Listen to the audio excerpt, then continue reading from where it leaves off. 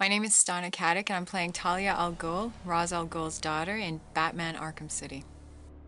It's different voicing a character versus actually acting or performing a character on screen because the only tool that you have to access is your voice. I mean, that sounds like, oh, duh, it's given. But as an actor, I think I'm used to communicating so much through my physicality and a connection with another actor on set, and then also engaging with the stage pieces. And it's really neat to kind of dissect at least for me, to dissect my voice to the point of saying, okay, that really communicates exactly the tone that we wanted it to communicate in that story point. And then we're not filming it opposite another actor, so I'm not interacting directly with the other actor. It's kind of like line by line by line, and you know exactly what story point you want to have out of each line. So it's a little bit different because it's not like a spontaneous kind of interactive thing. It's really focused on the voice and the voice quality, and making sure that all the story points are hit within that one note, I guess. It feels more like singing than it does like acting, you know? It feels like singing with emotion. I think Talia is really interesting because she skirts the line between good and bad, and I love her being this wonderful wild card where you're not sure if, as a player, if she's completely aligned with the bad guys or the good guys. And it's really neat to play a character who's a woman, who's super strong, not just physically, but mentally as well.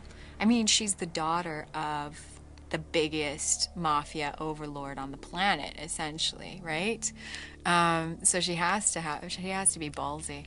And then at the same time, she has this dichotomy in that, you know, she's sexy and she's vulnerable, and there are some things that can pull at her heartstrings that she will fight for that suggest that she's more than just like a cold assassin. She's got something that she's willing to risk her life for.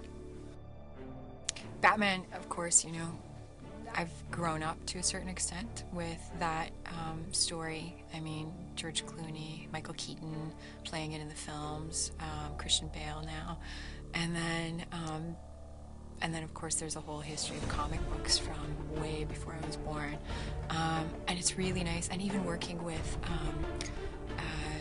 Frank Miller, who redeveloped Batman. That was really cool to be able to hear his story about making the new version of Batman and giving him this really dark edge. So to be able to kind of fall in line with that fabulous legacy, I mean, of course, it's super fun. I've always wanted to play a superhero or some kind of extraordinary physical female character, and I think Talia fits the bill. So it's been really neat, and I love that she's not a good girl. I love that, and I love that she's not all the way bad either. She just rides this really sexy line right in between, you know? It's cool.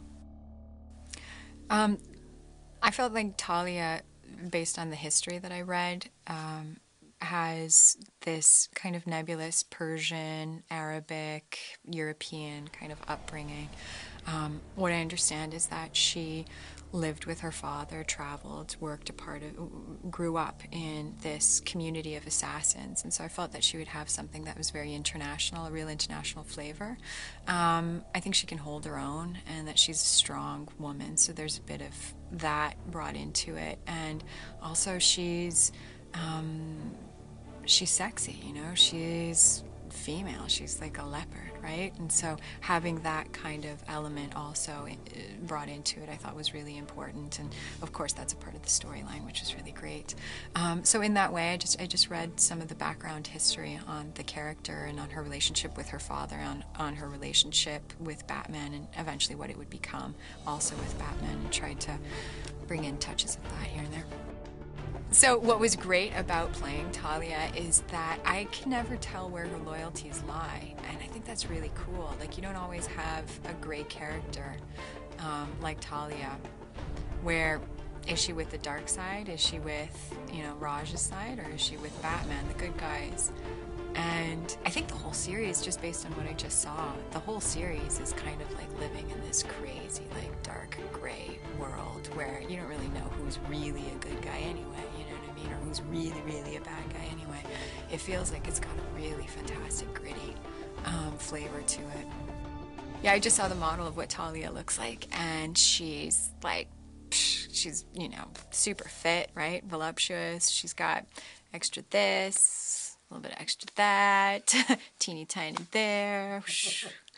Yeah, she's pretty much the ideal brunette chick, you know?